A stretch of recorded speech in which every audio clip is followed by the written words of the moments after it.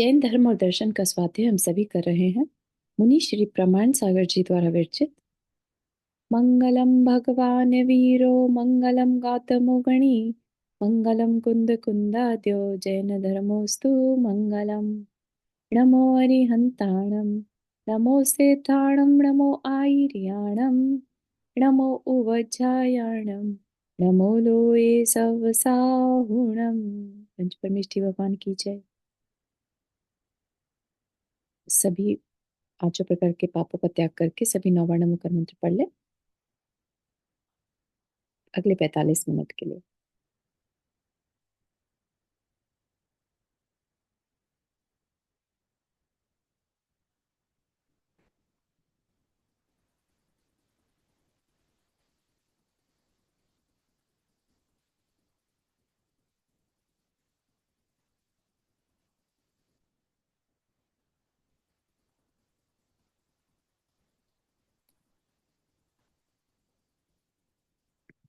तो आज हमारा एक नया टॉपिक शुरू होगा जो जैन धर्म का यहाँ पर लिखा भी है। हृदय है। हृदय मतलब क्या? सबसे इम्पोर्टेंट है ना। हार्ट अगर चलना बंद कर दे तो हम जीवित ही नहीं रह सकते।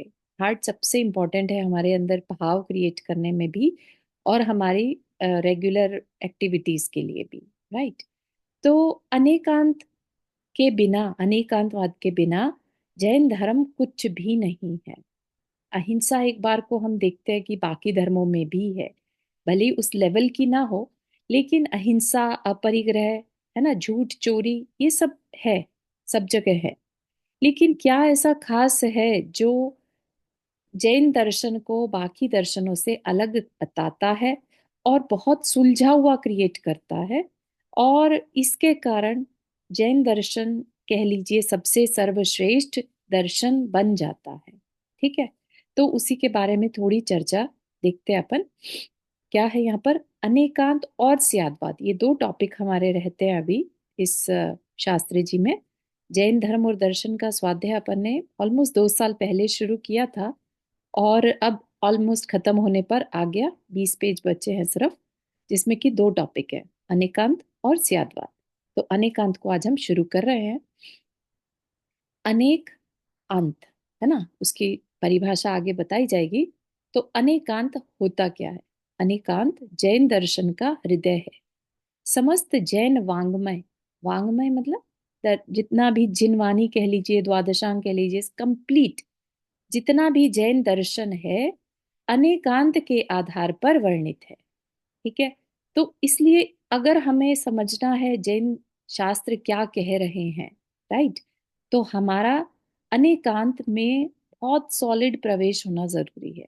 मतलब हमें बात समझ में आनी चाहिए कि अनेकांत है क्या, ताकि हम बात को समझ सके। आचार्यों की बात को समझने के लिए भी हमें एकांत को यूज करना पड़ता है। ठीक है। तो इसलिए अनेकांत के आधार पर ही समस्त जैन वाङ्मय यानी समस्त आगम आधारित है। उसके बिना जैन दर्शन को समझ पाना दुष्कर है। अनेकांत दृष्टि एक ऐसी दृष्टि है जो वस्तु तत्व को उसके समग्र स्वरूप के साथ प्रस्तुत करती है। दृष्टि का मतलब यहाँ पर देखना नहीं, है ना। अनेकांत दृष्टि मतलब अंडरस्टैंडिंग। अनेकांत रूप से जो अंडरस्टैंडिंग है उससे हमें वस्तु तत्व जो है समग्र यानी कंप्लीट। ठीक है। बिना अनेकांत दृष्टि के हम वस्तु तत्व को कंप्लीट नहीं समझ सकते। अब यहाँ पर वस्तु कुछ भी हो सकती है, जिसमें हमारा मेन मोटिव रहता है आत्मा। ठीक है। आत्मा को किसी अनेकांत दृष्टि के बिना पूरी तरह से समझा जाना इम्पॉसिबल है। ठीक। तो जैन दर्शन के अनुसार वस्तु बहुआयामी है। बहुआयामी, मल्टी डायमेंशनल। उसके अनेक एंड्स हैं, अनेक धर्म हैं। ठीक। यहाँ पर अंत मतलब धर्म, धर्म मतलब उसकी पहचान, उसकी क्वालिटीज। ठीक है। जैसे हम कहें हमारा धर्म क्या है, जानना देखना हमारा धर्म है, या उपयोग करना, ज्ञान उपयोग, दर्शन उपयोग, या शांत समता धारण करना, ये हमारा धर्म है। शांति हमारा धर्म है। तो बहुत सारे गुण धर्म हमारे अपनी क्वालिटीज हैं। कोई एक गुण है क्या? नहीं, गुण अलग हैं तो दृष्टियां भी अलग अलग हो सकती हैं। क्योंकि कोई कहेगा उपयोग के आधार पर जीव का ये लक्षण है ना। कोई कहेगा शांति के आधार पर, कोई कहेगा समता के आधार पर, स्वभाव की बात जब करेंगे तो, है ना। तो बहुत सारे अनेक गुण धर्म सब में है, हर वस्तु में है। आप कोई सी वस्तु उठाकर देख लीजिए। हमने हमेशा जो मेज कुर्सी का एग्जाम्पल लिया है ना, वो लकड़ी भी जो बन जिस लकड़ी की वो मेज कुर्सी बनी है, तो वह भी अनेक क्वालिटीज की हो सकती है। जरूरी नहीं है कि जिस क्वालिटी की मेज है उसी क्वालिटी की कुर्सी भी हो, राइट। या हम कहें कि ये लकड़ी है और एक तरफ हम ये भी कह सकते हैं ये किसी मृत शरीर का, मृत जीव का शरीर है। ठीक है ना। अलग अलग दृष्टियों से उस मेज को देखा जा सकता है। कोई सोचेगा ये पढ़ने के काम आती है, कोई कहेगा ये रखने के काम आती है ना। तो कहने का तात्पर्य है कि अगर वो वस्तु हमारे सामने ना हो, तो कोई हमें अगर उस वस्तु के बारे में बताना चाहेगा तो उसके बहुत सारे एक्सप्लेनेशन होंगे, है ना। तो इसका क्या मतलब है कि हर वस्तु जो है अनेक गुण धर्म वाली होती है। ठीक है। हम अपनी एकांत दृष्टि से वस्तु का समग्र बोध नहीं कर सकते। एक इसके मिनट, गुण धर्म फिर से हमने किस किस चीज को अपन गुण बोलते हैं धर्म बोलते हैं? हम हमेशा बोलते हैं जैसे अपन गुण धर्म अलग है इनका, ऐसा। नहीं, नहीं, गुण को ही धर्म कहा। ठीक है। गुण जो है वही धर्म है। धर्म मतलब उसकी क्वालिटीज, स्वभाव। हाँ हाँ। ठीक है। तो इसलिए परस्पर विरोधी अनेक गुण धर्म है। ठीक है। जैसे अभी आगे चलकर एग्जाम्पल दिए भी जाएंगे परस्पर विरोधी का यहाँ पर क्या मतलब है। ठीक है। अभी आ, जैसे ग्लास हम लेते हैं, राइट, उसमें पानी भरा है, आगे एग्जाम्पल आएगा ये वाला। पानी है उसमें, आधा ग्लास है। तो एक पर्सन कहता है पानी आधा है, और एक कहता है ग्लास आधा भरा है। एक कहता है आधा खाली है, एक कहता है आधा भरा है, राइट। दोनों में विरोध है, लेकिन दोनों ही सही हैं। हाँ ठीक है ना। तो हाँ। इस तरीके से हमें कोई भी कथन करना है तो अनेकांत दृष्टि को लेकर चलना होगा कि उसने क्या अपेक्षा लगाई है। ठीक है ना। उसकी दृष्टि में उसका खाली पर फोकस है, खाली पने पर, तो उसने कहा ग्लास आधा खाली है। एक की दृष्टि पूर्णता के ऊपर है, तो उसने कहा ग्लास आधा भरा है, राइट। तो जिसकी जैसी दृष्टि होगी, जहां जैसा फोकस होगा, वो अपने हिसाब से बात को कहने वाला है। ठीक है, बात समझ में आ रही है? ये बहुत इंपॉर्टेंट पॉइंट है। मतलब भरा हुआ देख रहा है कुछ अच्छा देख रहा है, और जो खाली देख रहा है वो अब इसमें। वो जरूरी नहीं है अच्छा या बुरा में ही हम अच्छा। डिवाइड करें, ओके। है ना। ये तो एक एग्जाम्पल आ गया ऐसा कि एक की दृष्टि खाली पने पे है और एक की भरे हुए पर है। एक पॉजिटिव देखता है और एक पॉजिटिव नेगेटिव देखता है। ठीक है। तो ये तो यस, परस्पर विरोधी गुणधर्म होते हैं। ठीक है। लेकिन जरूरी नहीं है हमेशा ही विरोधी गुण हो। ठीक है। तो वह भी हो सकते हैं। ठीक है। ऐसा थैंक हम अपनी एकांत दृष्टि से वस्तु का समग्र बोध नहीं कर सकते। ठीक है ना। जैसे कोई, जैसे मान लीजिए आप भारत में रहते हैं और आपको पता चला कि अमेरिका में कुछ नया फल वहां पर मिलता है जो अभी तक भारत में अवेलेबल नहीं है। ठीक है। तो आप जो वहां पर रहता है उससे पूछेंगे कैसा है, तो वो उसकी बाहरी स्किन बताएगा, उसकी टेक्सचर बताएगा, उसका कलर बताएगा, उसका टेस्ट बताएगा, है ना, उसका साइज बताएगा, राइट। और मतलब बहुत सारी चीजें एक साथ बताई जा सकती हैं, तब जाके आप उसकी एक पिक्चर बनाएंगे, उसको कंपेयर करके भी बताएगा कि ये ऐसा सा दिखता है, तो इतनी सारी चीजें जानने के बाद ही हम वस्तु का समग्र बोध कर सकते हैं। समग्र मतलब कंप्लीट। ठीक है ना। अगर एक ही पक्ष बता दिया जाता कि ना ये जो फल है ये लाल रंग का होता है, तो क्या लाल रंग का एक तरह का ही फल होता है? बहुत सारी तरह के फल लाल होते हैं। तो अगर हम लाल रंग मानकर उस फल की जानकारी लेना चाहेंगे तो वो क्या कहलाएगा? एकांत दृष्टि। एकांत मतलब हमने उसको एक रूप से ही जाना। तो हम कभी भी उस फल को पूरी तरह से नहीं जान पाएंगे जब तक हम उसकी बाकी क्वालिटीज को भी ध्यान में नहीं रखेंगे। ठीक है। तो एक मतलब उसकी किसी एक क्वालिटी को जानना, और अनेक मतलब उसकी मल्टी क्वालिटीज को ध्यान में रखना या जानना। ठीक है। वस्तु के समग्र बोध के लिए, अब समग्र मतलब कंप्लीट जानना है। लेट से हमें वो फल जानना था, तो हम फल को पूरी तरह ही जानना चाहेंगे ना। हमें कोई कह दे कि ना वो फल लाल रंग का है और वह मिलता है, तो क्या हम बस इतना ही जानना चाह रहे थे? उसका कैसा टेस्ट है, छूने में कैसा है ना, टेस्ट में कैसा है, साइज में कैसा है, हम सब जानना चाह रहे थे, ताकि हमें कल को अगर वो दिख भी जाए तो पता तो रहे कि यही वो फल था जिसकी हमने उस समय चर्चा की थी। तो कभी वो चीज सामने आ जाए तो हमें पहले वो पता तो होनी चाहिए, तो दैट इज कॉल्ड समग्र बोध, कंप्लीट जानकारी। उसके लिए समग्र दृष्टि अपनाने की आवश्यकता है। समग्र दृष्टि, उसको जानने की इच्छा, कंप्लीट जानने की इच्छा। ये नहीं बस एक चीज बता दी, बहुत है, हमें तो हो गया, पता चल गया क्या कह रहे हो। ठीक है ना। वो कब पॉसिबल है? जब हमने उस चीज को वास्तव में देखा है ना। जब हम एक बार किसी चीज को देख लेते हैं, फॉर एग्जाम्पल गाय को आपने देख लिया। ठीक है। वो कैसे बोलती है, कैसे दिखती है, क्या कलर है, क्या साइज है, सब कुछ देख लिया। अब अगर आपने उसके रंभाने को सुना, है ना, सिर्फ आवाज से उसकी, उसके आ, रंभाती है ना कार, तो उसको सुना तो आप कह सकते हैं ये गाय है ना। तो जो एक, कब जान पाए ये बात? जब आप उसको वास्तव में पूरी तरह जानते थे। ठीक है ना। आप उसके दूध का टेस्ट भी जानते हैं, आप पी के बता सकते हैं कि ये गाय का दूध है, कि ये भैंस का दूध है, कि ये बकरी का दूध है। राइट। वो कब पॉसिबल हुआ? जब आप उसे वाकई में जानते थे, समग्र। ठीक है ना, कंप्लीट जानना।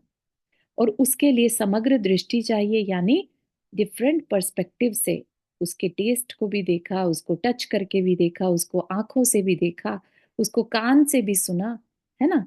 तब जाके हम कह सकते हैं हाँ मैं गाय को जानता हूं या जानती हूँ। ठीक। तो ये चीज अनेकांतवाद है। और क्योंकि हम क्या कर रहे हैं, जैन धर्म क्या है? साधना का मार्ग है। ठीक है। जैन धर्म सिर्फ धर्म नहीं है, दर्शन, खाली दर्शन बता दिया कहने के लिए, ऐसा नहीं है। जैन दर्शन लिखा ही इसीलिए गया ताकि इसको पढ़ने वाले, इसको जानने वाले साधना में उतर सके। श्रमणों का धर्म कहलाता है ये। श्रमण, श्रमण साधना संस्कृति को फॉलो करता है। ठीक है ना।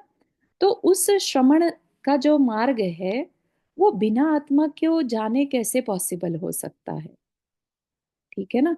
व्हाट इफ वो साधक ऐसे स्थान पर पहुंच गया, ऐसे गुण स्थान में पहुंच गया जहां वो आत्मा को जान पा रहा है, लेकिन उसको जानकारी ही नहीं है कि ये ही आत्मा है, उसने कभी पढ़ा ही नहीं था। लेकिन ध्यान में वो इतना गहरा उतर गया कि उसको एक्सपीरियंस तो हो गया, लेकिन फिर भी उसको वो कॉन्फिडेंस नहीं आएगा जब तक कि उसने उस आत्मा के बारे में पूरी तरह से बोध नहीं किया, समग्र बोध। ठीक है। तो इसलिए हम इसको जानना हमारे लिए बेहद जरूरी है। ठीक। वह अनेकांत की दृष्टि अपनाने पर ही संभव है। हम कहने को कह देते अरे हम तो एकांत में बिलीव करते हैं, लेकिन कई बार हम क्या अटक जाते हैं कि नहीं ये ऐसा ही है। ठीक है ना। तो वो क्या है, कहने को हम एक अनेकांतवाद में बिलीव करते हैं, लेकिन हम अटक गए एकांत में। तो इसलिए उसको अपनाना होगा हर एस्पेक्ट में। ठीक। अनेकांत दर्शन बहुत व्यापक है, इसके बिना लोक व्यवहार भी नहीं चल सकता, है ना। लोक व्यवहार का सबसे अच्छा एग्जाम्पल जो दिया जाता है वो यही, कि अगर किसी स्त्री को पहचानना हो, है ना, तो क्या कह देंगे, क्या वो केवल एक मदर है किसी की? नहीं, उसको अलग अलग दृष्टियों से कहा जाएगा। वो किसी की बहन है, किसी की अपेक्षा से, है ना, किसी की अपेक्षा से पत्नी है, किसी की अपेक्षा से बेटी भी है। राइट। तो भांजी भतीजी पता नहीं कितने उसके गुण बन जाएंगे, पहचाने बन जाएंगी, है ना। और वो खुद में भी एक स्त्री है। राइट। किस उम्र की है, कैसी दिखती है, वो भी उसके गुण है। राइट। तो ये क्या है, लोक व्यवहार है। हम अटक नहीं सकते कि नहीं नहीं वो तो सिर्फ बहन है या वो ऐसा ही है, नहीं, है ना। तो इसलिए अनेकांत दर्शन अगर हमारे साथ है तो हम हर बात को बिना किसी झगड़े के एक्सेप्ट कर सकते हैं। ठीक है।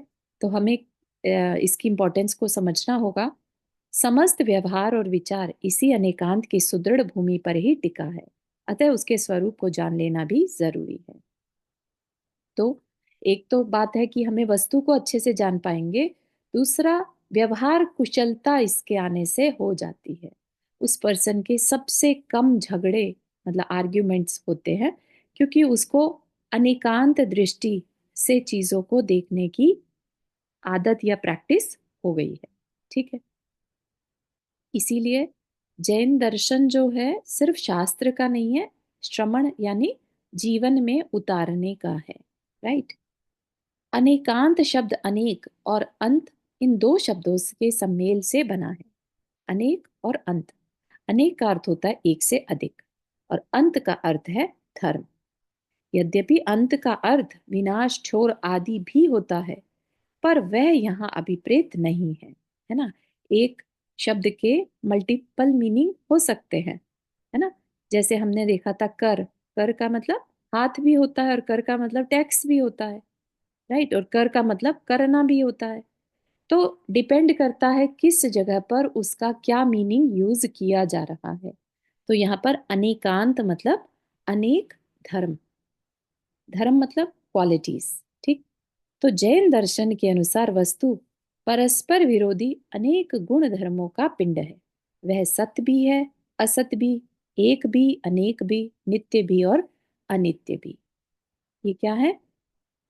ये अपेक्षाएं हैं। ठीक है ना। जैसे हम सब जीव के बारे में जानते ही हैं। राइट। जीव की अपेक्षा हम नित्य हैं। राइट। और पर्याय की अपेक्षा जो अभी हम हैं, है ना, हम अनित्य हैं। तो हम नित्य भी हैं और हम अनित्य भी हैं। ठीक है। और जो सत असत वाला हमारा टॉपिक अभी शांति पथ प्रदर्शन में चल रहा है, उसके हिसाब से भी वह सत्य भी है और असत्य भी। किसी अपेक्षा से उसकी एग्जिस्टेंस है और किसी अपेक्षा से नहीं है। वह एक भी है और अनेक भी। ठीक है।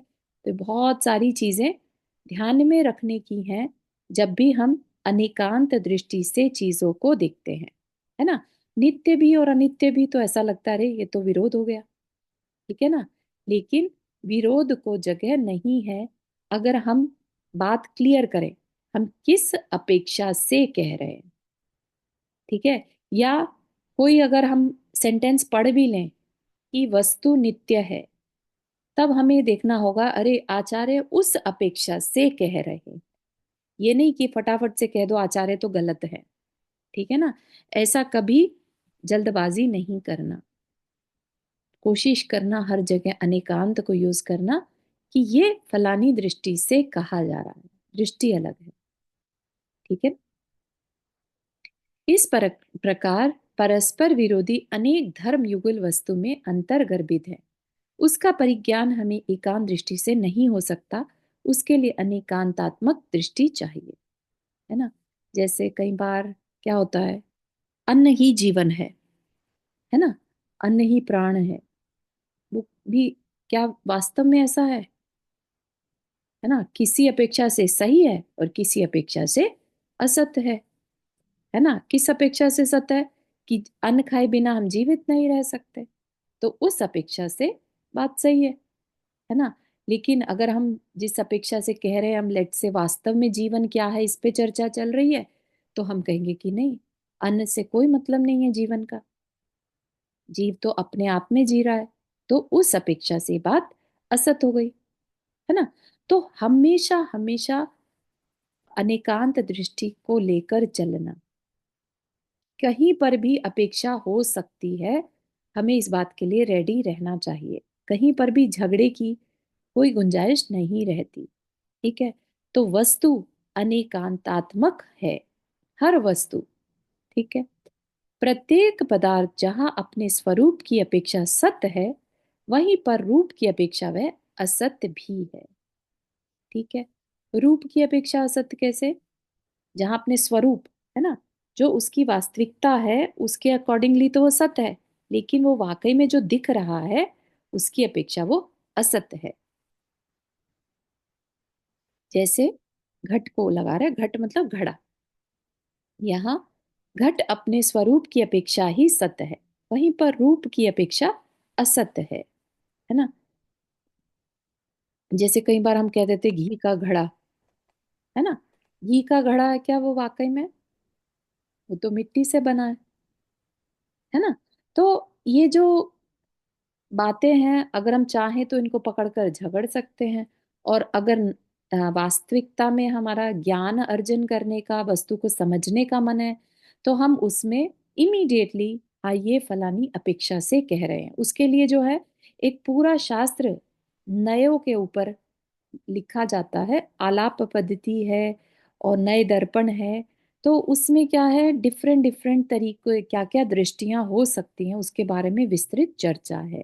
ठीक है, तो थोड़ा सा एडवांस रहता है वो विषय, तो उसके लिए कभी अपने हम एडवांस लेवल पे पहुंचेंगे तो करेंगे साथ में। ऊपर जो आपने सत असत, मतलब अपन जो स्वरूप जो दिख रहा है वो सत्य है, बस वही है ना मतलब वो। अपने स्वरूप की अपेक्षा, तो हमारा स्वरूप क्या है, देखना जानना, हाँ। ठीक है ना, उसकी अपेक्षा से हम, हमारा स्वरूप सत्य वही है ना। लेकिन रूप की अपेक्षा, जो हम दिख रहे हैं तो हम असत भी है, ठीक है ना। कैसे हम असत क्यों है? असत इसलिए है कि वो हम टेम्परेरी हैं, ओ। है ना। सत्य हाँ, मतलब, ऊपर का शरीर टेम्पररी, हाँ ठीक। हाँ ऊपर का शरीर हमारा टेम्परेरी समझ आया। है ना। हम उसे ये नहीं कह सकते कि ये मेरा स्वरूप है, ये मेरा रूप है, लेकिन ये मेरा स्वरूप नहीं है, ठीक है ना। बस रूप और स्वरूप में अंतर है मतलब। रूप और स्वरूप में अंतर। ओके, थैंक तो अपेक्षा हो गई ना, रूप की अपेक्षा असत है और स्वरूप की अपेक्षा सत है, ठीक है। तो इसी तरीके से अपेक्षा लगाने को कहा जा रहा है। इसी तरह वह अपने अखंड गुण धर्मों की अपेक्षा एक है, तथा अपने रूप रस आदि अनेक गुणों की अपेक्षा अनेक है। प्रत्येक पदार्थ में प्रति समय उत्पाद व्यय द्रव्यात्मक परिणमन होता आ रहा है। मतलब कि प्रत्येक पदार्थ में, चाहे आप बुक उठा लीजिए, लेट से बुक ले आपने, ब्रांड न्यू बुक है, राइट। अब आप उसे लेकर घर आए, राइट, अगले दिन आपने उसको देखा, अभी आपको ब्रांड न्यू जैसी ही लग रही है, लेकिन वो बुक ऑलरेडी पुरानी होना शुरू हो चुकी है, ठीक है। जब जिस समय वो बनी थी, इमीडिएटली उसके बाद से ही उसमें अम, क्षय होता जा रहा है ना। अब उसी बुक को अगर आप 100 साल बाद देखेंगे तो उसकी कंडीशन कुछ और होगी, राइट। तो वो जो उसका एकदम से खराब होना, बुक खराब हो गई, लेट से उसका ध्यान नहीं रखा, मिट्टी धूल में खराब हो गई, तो क्या वो 100 वर्षों में अचानक से हो गई या पहले दिन से होनी शुरू हो गई थी? लेकिन वो क्योंकि स्लो प्रोसेस था तो हमें ध्यान देखने में नहीं आ रहा था, ठीक है। तो ये तो एक एग्जाम्पल लिया बुक का। ऐसे ही घर बनता है और वो अगले दिन से ही या अगले क्षण से ही पुराना होना शुरू हो जाता है, राइट। भले ही हमें उसमें बहुत बड़ी टूट फूट ना दिखाई दे, राइट, जीर्ण शीर्णता ना दिखाई दे, लेकिन कुछ भी जो बना है वो व्यय जरूर होगा, राइट। लेकिन उसमें कुछ ऐसा है जो ध्रुव रहता है, ठीक है। तो जैसे जीव के केस में हम लगाते हैं, स्वर्ण के केस में हम लगाते हैं, राइट, उसमें वो जो ओरिजिनल चीज है, सोने के केस में, राइट, सोने की हमने कड़े बना दिए, कड़े से फिर गले का हार बना दिया, तो जो कड़ा था, बेंगल था, राइट, वो जब गोल्ड की एक डली से, बिस्किट से उसका हमने बेंगल बनाया तो वो उस बेंगल का उत्पाद हो गया। अब बेंगल से नेकलेस बन रहा है, तो बेंगल तो खत्म हो गया, व्यय हो गया, और नेकलेस उत्पाद हो गया। उत्पाद मतलब क्रिएट होना, ठीक। लेकिन उन दोनों में ही, राइट, एक स्वर्णपना कायम रहा, तो वो क्या हो गया, द्रव्य, ठीक है। तो प्रत्येक पदार्थ में ये प्रति समय होता आ रहा है, हर चीज में चेंजेस हैं, लेकिन उसमें कुछ ऐसा है जो स्थिर भी है। ठीक। प्रति समय परिणमनशील होने के बाद भी उसकी चिर संतति सर्वथा उच्छिन्न नहीं होती, इसलिए वह नित्य है। ठीक है, जिसको हम ध्रुव्य कह रहे हैं वही बात कह रहे हैं। और क्योंकि पर्याय बदल रही है तो इसलिए अनित्य भी है। ठीक है। तो जो उसकी वास्तविक पहचान है उसकी अपेक्षा से वो नित्य है। और जो जैसे कोई भी वस्तु है वो परमाणु से बनी है ना। जैसे बुक का एग्जाम्पल भी लिया था, तो बुक भी क्या है, परमाणुओं से ही बनी है। ठीक है ना। मृत जीवों के शरीर, पेड़ से पेपर बनता है, राइट। तो पेपर बना तो वो उसमें जो परमाणु बने, यूज हुए, उनकी अपेक्षा से वो सत्य है, परमाणुओं की अपेक्षा, राइट। वो नहीं चेंज होंगे। ठीक है? परमाणु परमाणु रहेंगे, लेकिन उसकी जो कंडीशन है उसकी अपेक्षा वो बदल रहा है। ठीक है। अभी वो बुक नई थी, अब पुरानी होने लगी। ठीक है ना। ऐसा बहुत सुंदर एग्जाम्पल शांति पथ प्रदर्शन में आएगा कि जब, मतलब सुनने में थोड़ा सा अजीब भी लग सकता है कि अन्न किसान ने उगाया, ठीक है ना। किसान ने उगाया तो हमने खाया, हमारा जो विसर्जन है उनसे फिर वो खाद, या हमसे ना सही जानवरों से सही, उन्होंने खाया, उससे मैन्योर बन गया, फिर वापस से वो खेतों में डला और वापस से उसने अन्न का रूप ले लिया, है ना। इस तरह से उत्पाद व्यय द्रव्य कंटिन्यू हो रहा है। उसमें वो अणु परमाणु सेम बनते जा रहे हैं और उत्पाद व्यय भी चल रहा है। ठीक है। इस प्रकार वस्तु परस्पर विरोधी अनेक गुण धर्मों का पिंड है। इस दृष्टि से हम कहें कि वस्तु बहुमुखी है, बहुआयामी है। बहुत अलग अलग तरीकों से वस्तु को पहचाना जा सकता है। उसके एक पक्ष को ग्रहण करके उसका पूर्ण परिचय नहीं पाया जा सकता। हम अपने एकांगी एक कोणिक एक पक्षीय दृष्टि से वस्तु के कांच को ही जान सकते हैं।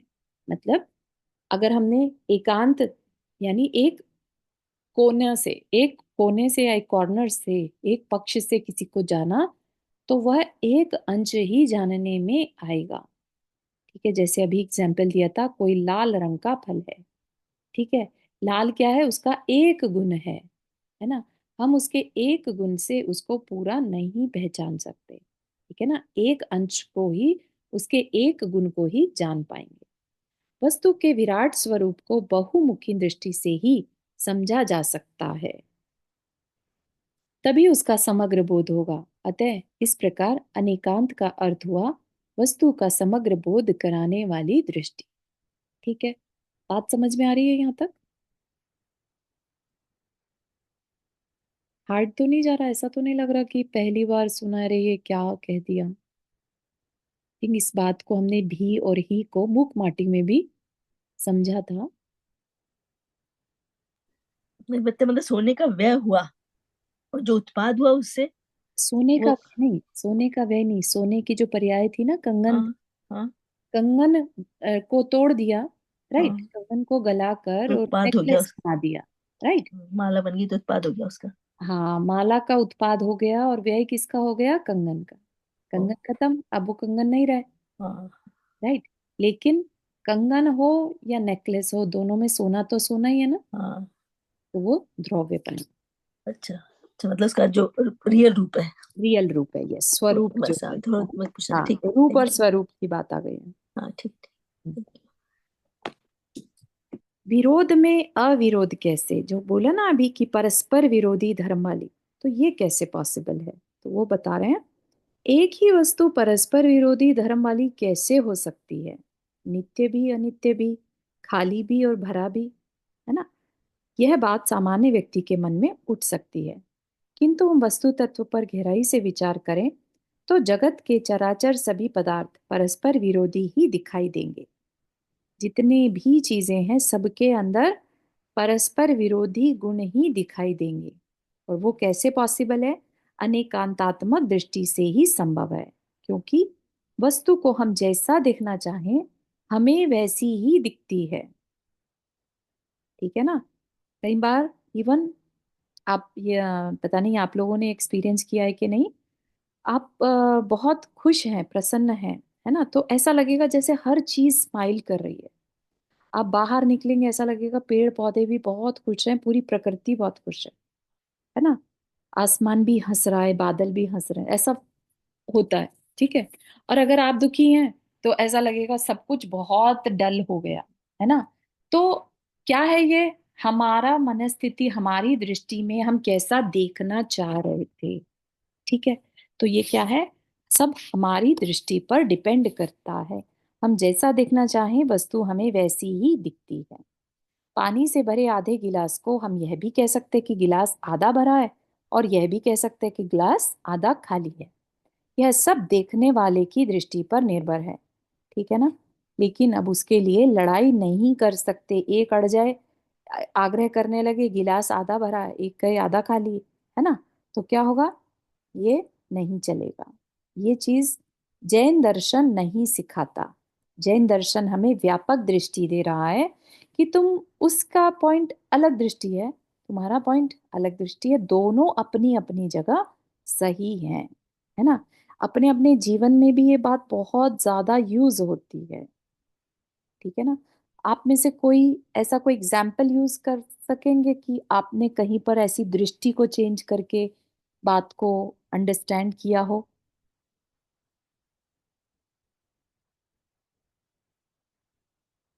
मोस्ट ऑफ द केसेस जब आ, होते हैं, जैसे पेरेंट्स एंड बच्चे के केस में लीजिए, राइट।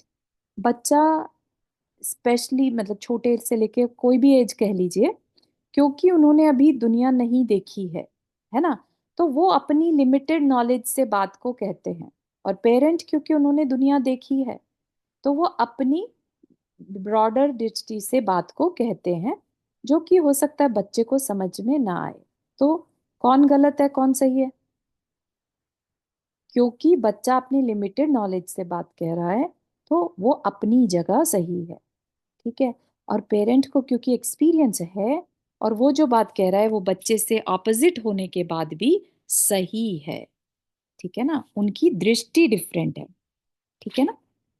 इसी तरह से दूसरे तरीके से भी लगा सकते हैं। आजकल की जनरेशन जो है, पेरेंट्स से ज्यादा नॉलेज रखती है, क्योंकि उनके पास रिसोर्सेज ज्यादा अवेलेबल है। डिजिटल वर्ल्ड में उनका एंट्री एंट्री जो है काफी जल्दी हो गया। और बहुत सारे पेरेंट ऐसे हैं जिन्हें नहीं समझ में आती बात, जल्दी से क्लिक ही नहीं होती, है ना। तो उस अपेक्षा से भी हम कह सकते हैं दोनों अपनी अपनी जगह ठीक हैं। ठीक है, क्योंकि उनकी बैकग्राउंड, उनका पर्सपेक्टिव डिफरेंट है। ठीक है। तो ये तो बहुत छोटी सी एग्जाम्पल हमारे डे टू डे की लाइफ में आता है, जो कई बार बहुत झगड़े का कारण बन जाता है। ठीक है ना। हम दूसरे के पॉइंट ऑफ व्यू को ना समझने के कारण अपने अपने ईगो कह लीजिए, आग्रह पे अड़ जाते हैं कि नहीं, मैंने जो बात कही वही सही है ना। तो ये चीज हमें, अगर हम सच्चे जैनी हैं तो हम अनेकांतवाद को नहीं छोड़ सकते, है ना। बात हमें नहीं समझ में आ रही है वो अलग बात है। हम ये जरूर कह सकते हैं हाँ, उसके पर्सपेक्टिव से वो सही है, मैं उसे, उसकी बात को अभी समझ नहीं पा रहा। ठीक है ना। ऐसा नहीं हो सकता पॉसिबल कि हम इमीडिएटली बच्चे जैसा बन के सोचने लगे। ये हमारे लिए पॉसिबल नहीं होता। जो बहुत ही ज्यादा कह लीजिए समझदार हो या व्यावहारिक हो वो करते होंगे ऐसा, लेकिन जल्दी से नहीं हो पाता। Right. All we can say is कि हाँ, तुम्हारी जो, जिस बैकग्राउंड से तुम हो, जितनी तुम्हारी नॉलेज है, उसके हिसाब से तुम ठीक हो। ठीक। इसी प्रकार जगत के प्रत्येक पदार्थ हमें अनेकांतात्मक दिखते हैं। आज के वैज्ञानिक युग में यह सिद्ध करने की आवश्यकता नहीं। एक ही अणु में जहाँ आकर्षण शक्ति विद्यमान है, वहां विकर्षण शक्ति भी अपना समान अस्तित्व रखती है। मतलब कि एक ही अणु में दूसरे को अपनी ओर अट्रैक्ट करने की शक्ति है, तो एक परमाणु में दूसरे को अपने से अलग करने की भी शक्ति होती है। ठीक। तो दोनों ही शक्तियां उसमें विद्यमान है। उसमें जहां संहारकारी शक्ति विद्यमान है, तो उसमें स्थित निर्माणकारी शक्ति भी अपना परिचय दे रही है। जैसे एटम बम बने, तो एटम से ही बॉम्ब भी बन गया और एटम से ही नए स्टेम सेल्स भी बनते हैं जो नए जीवन का निर्माण कर सकते हैं। जल हमारे जीवन का प्रमुख आधार है। उसके पीने से हमारी प्राण रक्षा होती है। और वही जल तैरते समय गुटका लग जाने से जानलेवा सिद्ध होता है। मतलब कि उसको अगर हमने पानी अंदर चला गया स्वालो कर लिया तो वह पानी पीना जब हम पी रहे हैं तो हमारे लिए प्राण की रक्षा हो रही है उससे, राइट। और वही प्राणी पानी अगर तैरते हुए अंदर चला जाए तो जानलेवा सिद्ध होता है। अग्नि हमारे लिए बहुत उपकारक है, ये सभी जानते हैं। वह हमारे भोजन आदि के निर्माण में सहायक है ना। हमारे भोजन के पचाने में भी जठर अग्नि काम आती है, राइट। किंतु वही अग्नि जब किसी मकान में लग जाती है तब वह कितनी संहारक होती है, कहने की आवश्यकता नहीं। इस प्रकार एक ही अग्नि में पाचक तत्व और दाहक तत्व भी जैसे दो विरोधी धर्म हमें दिखाई दिखते ही हैं। जिस प्रकार भोजन से हमारी क्षुधा दूर होती है, जो भोजन भूखे का प्राण रक्षक होता है, वही भोजन किसी अजीर्ण ग्रस्त रोगी के लिए विष साबित होता है। अजीर्ण मतलब इनडाइजेशन का जिसको प्रॉब्लम हो और वो भोजन करता ही चला जाए तो वह उसके लिए जहर के समान है। विष जो हमारे प्राणों का घातक है वही वैद्यों द्वारा कभी कभी औषधि के रूप में दिया जाता है। ठीक है। तो एक ही चीज के मल्टीपल यूसेजेस हैं और वो भी परस्पर विरोधी। इस प्रकार एक ही वस्तु अमृत और विष दोनों है। एकांतवादियों को यह बात समझ में नहीं आ सकती। वे कहते हैं कि इस प्रकार परस्पर विरुद्ध दो धर्मों को स्वीकार करने पर विरोध उपस्थित होता है। लेकिन विरोध देखने वाले की दृष्टि में हो सकता है, विरोध वस्तु में नहीं है। ठीक है।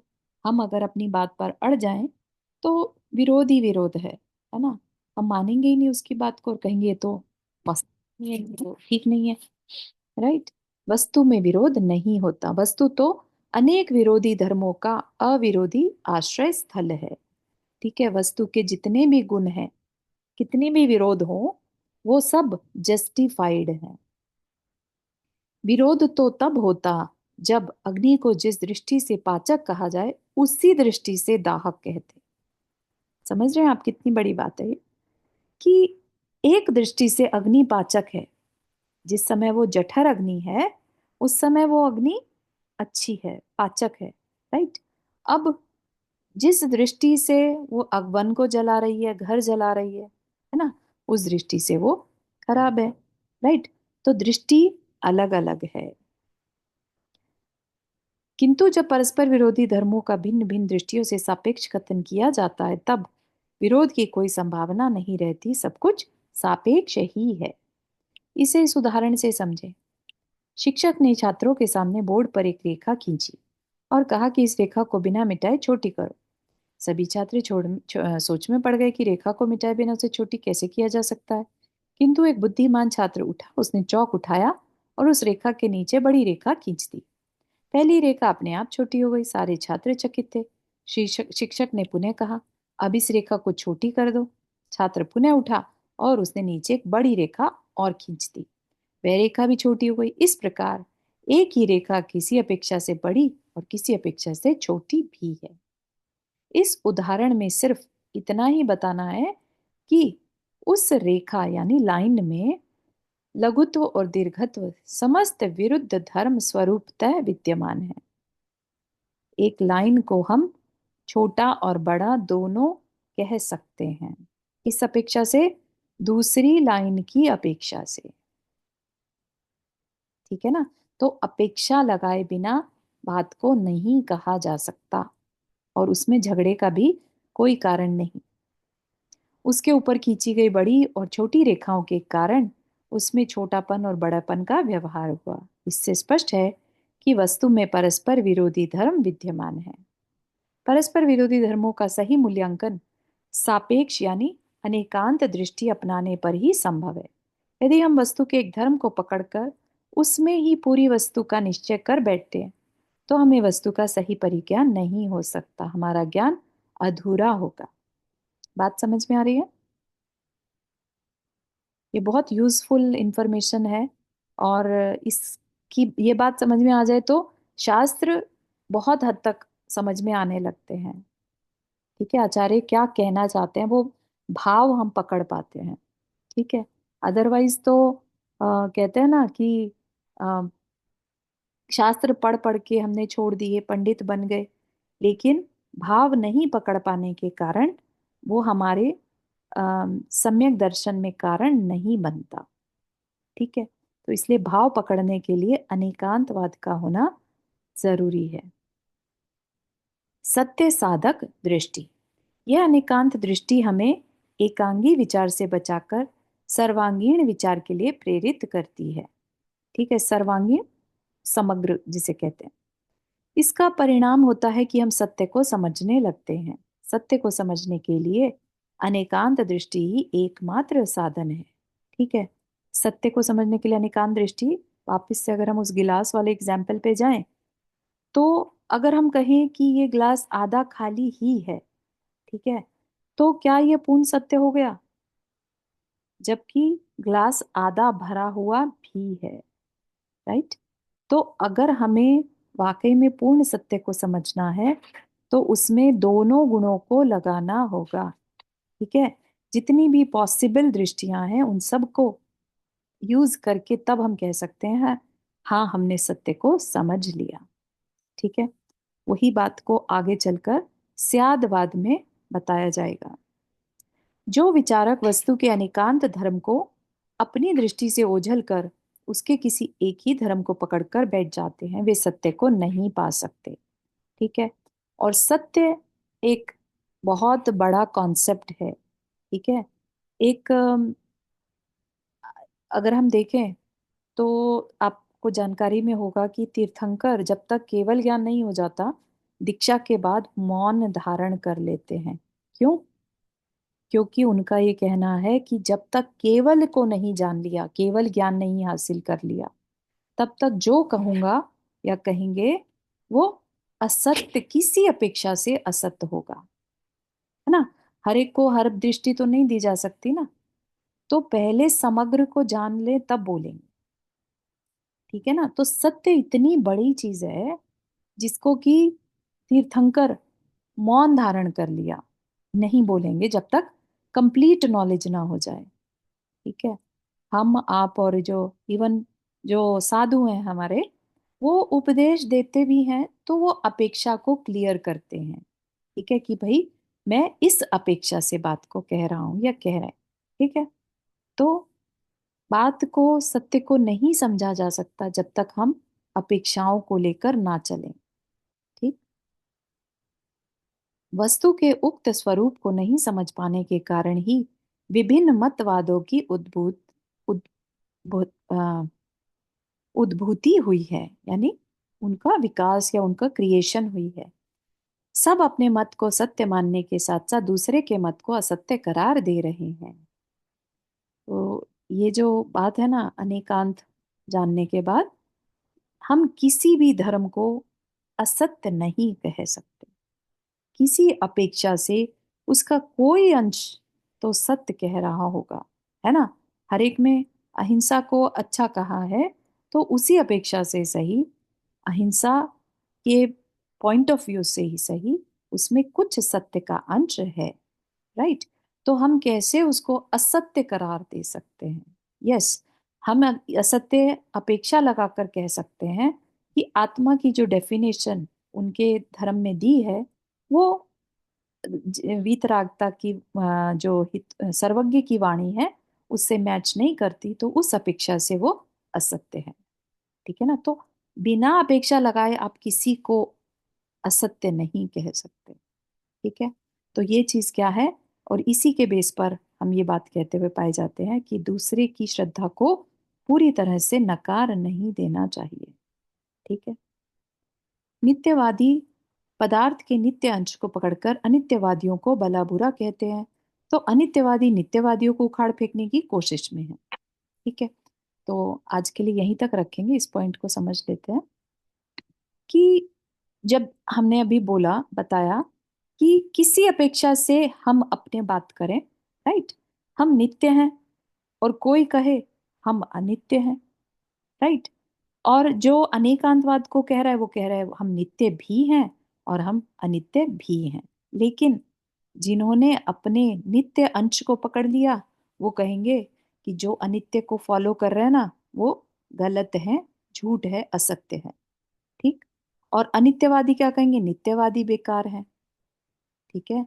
आज सबसे बड़ा झगड़ा इसी बात का हो रहा है, निश्चय और व्यवहार को लेकर लोग झगड़ रहे हैं। व्यवहार वाले कहते हैं निश्चय बेकार है और निश्चय वाले कहते हैं व्यवहार बेकार है।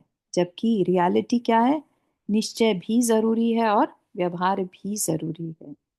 इसके बिना धर्म को, सत्य को पाया नहीं जा सकता। ठीक है ना। तो सत्य की पूर्णता चाहिए तो सारे पर्सपेक्टिव को, सारे गुण धर्मों को, चाहे वो परस्पर विरोधी हो, सबको लेकर चलना होगा। ठीक है। अम, बात समझ में आ रही है यहाँ तक?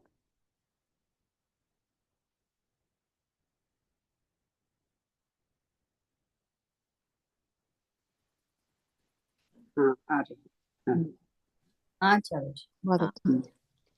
ठीक है, थोड़ा सा अगली बारी में हमारा ये कंप्लीट हो जाएगा तो बढ़िया। चलिए। जिनवानी स्तुति। जावाणी के ज्ञान से सूझे लोकालोक, सो वाणी मस्तक धरो सदा दे तू दो। ये जिनवाणी भारती तो ही जपो दिन रहन, जो तेरा शरणा गए सो पावे सुख चैन। नौ पढ़ने मुकर में।